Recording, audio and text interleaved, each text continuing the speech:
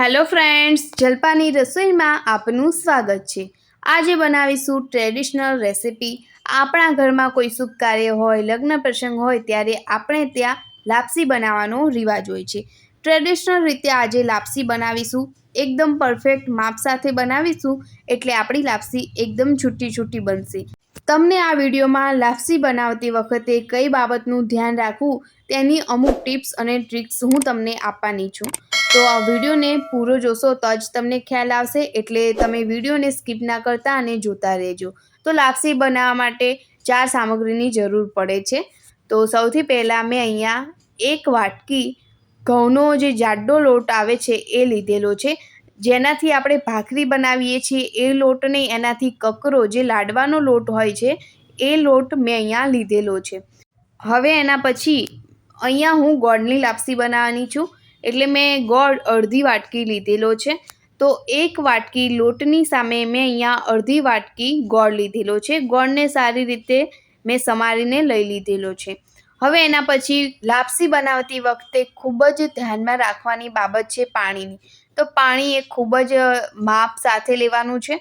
તો તમે જોઈ શકો છો કે મેં અહીંયા પાણી અડધી વાટકી લીધેલું છે।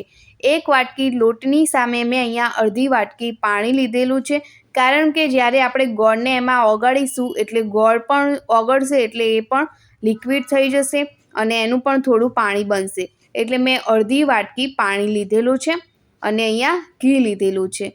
હવે એના પછી એક બાઉલ લઈ લેવાનું છે અને એ બાઉલમાં આપણે 1 વાટકી ઘઉંનો જાડો લોટ લીધેલો છે એને એડ કરી દઈશું। તો લોટને મેં ચાળીને લીધેલો છે અને એમાં 2 ચમચા જેવું તેલ એડ કરશું।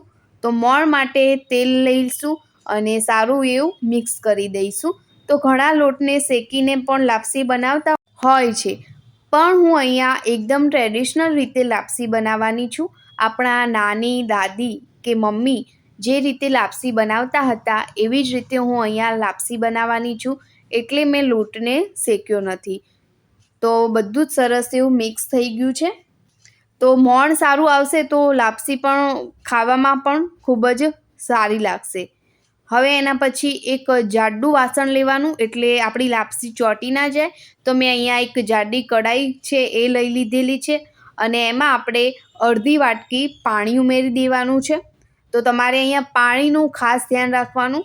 અને હવે એના પછી એમાં ઉમેરી દઈશું ગોળ। તો અહીંયા મેં અડધી વાટકી ગોળ લીધેલો છે। જો તમારે વધારે ગળી લાપસી જોઈતી હોય તો થોડો ગોળ વધારે નાખશો તો લાપસી ગળી થઈ જશે। તો ગોળને મેં એડ કરી દીધો છે। હવે આપણે મિક્સ કરી દઈશું અને ગોળને ઓગળવા દેવાનો છે। તો એકદમ સરસ એવો ગોળ ઓગળી જાય ત્યાં સુધી મીડિયમ ફ્લેમ ઉપર આપણે ગોળને ઓગાળી દેવાનો છે। તો તમે જોઈ શકો છો કે ગોળ એકદમ સરસ એવો ઓગળી ગયો છે। હવે આપણે આ જે પાણી છે એને આપણે ગાળી લેવાનું છે। તો આપણે એક બાઉલમાં ગળણી વડે પાણીને ગાળી લઈશું। તો જે ગોળમાં જો વધારાનો કચરો હોય એ નીકળી જશે। હવે એના પછી એ જ કઢાઈમાં પાણીને હું ઉમેરી દઈશ અને એના પછી એને હાઈ ફ્લેમ ઉપર ઢાંકીને થવા દેવાનું છે। તો સરસ એવું ઉકળી જાય ત્યાં સુધી આપણે થવા દેવાનું। તો 2 મિનિટમાં પાણી ઉકળી જશે અને એના પછી જે લોટ તૈયાર કરીને રાખ્યો છે એને હું એમાં એડ કરી દઈશ। અને હવે એના પછી ખાસ ધ્યાનમાં રાખવાની બાબત એ છે કે આપણે હવે કઢાઈને ગેસ પરથી લઈ લેવાની છે અને એની નીચે આપણે તવીને મૂકી દેવાની છે। તો ગેસ ઉપર તવી મૂકી અને એની ઉપર આપણે કઢાઈને મૂકી દેવાની, એટલે આપણી લાપસી બિલકુલ ચોંટશે નહીં અને સરસ એવી છૂટી છૂટી થશે। તો અહીંયા મેં કઢાઈ તવી ઉપર મૂકી દીધી છે। હવે એના પછી આપણે ફરીથી ડીશને ઢાંકી દેવાની છે અને 2 મિનિટ જેવું એને થવા દેવાનું છે। તો અહીંયા ગેસ મેં મીડિયમ ફ્લેમ ઉપર રાખેલો છે। તો 2 મિનિટ થઈ જાય એ પછી સરસ એવી લાપસી પાણીને ઓબ્ઝર્વ કરી લેશે અને એના પછી આપણે વેલણની મદદથી બધું જ હલાવી દઈશું। તો બધું સરસ એવું મિક્સ કરી દેવાનું છે અને ગેસની ફ્લેમ ધીમી કરી દેવાની અને ફરીથી ઢાંકી દઈશું। 2-5 મિનિટ જેવું રાખીએ એટલે તમે જોઈ શકો છો કે લાપસી એકદમ છૂટી બનીને તૈયાર થઈ જશે. ફરીથી વેલણની મદદથી બધું મિક્સ કરી દઈશું. તમે જોઈ શકો છો કે એકદમ સરસ એવી લાપસી છૂટી થઈને તૈયાર થઈ ગઈ છે.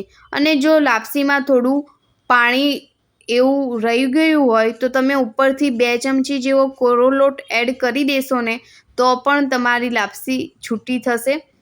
તો આ રેસિપી તમે ટ્રાય જરૂરથી કરજો.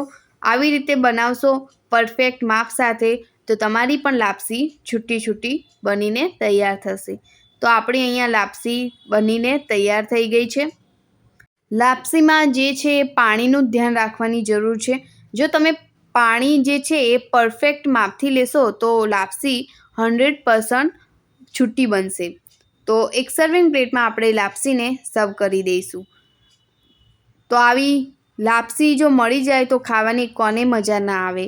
અને ઉપરથી આપણે ઘી એડ કરી દઈશું. તો અહીંયા મેં 1 ચમચા જેવું ઘી એડ કર્યું છે. મારી આજની આ ટ્રેડિશનલ રેસિપી તમને કેવી લાગી એ કોમેન્ટમાં જરૂરથી જણાવજો. અને જો વિડીયો ગમ્યો હોય તો વિડીયોને લાઇક કરજો, સબસ્ક્રાઈબ કરજો. મારી ચેનલમાં જો નવા આવ્યા હોય તો મારી ચેનલને સબસ્ક્રાઈબ જરૂરથી કરી લેજો. આવી અવનવી રેસિપી તમારી સાથે હું શેર કરતી રહીશ. હું જલ્પા ફરી મળીશ જલ્પાની રસોઈમાં. Thank you.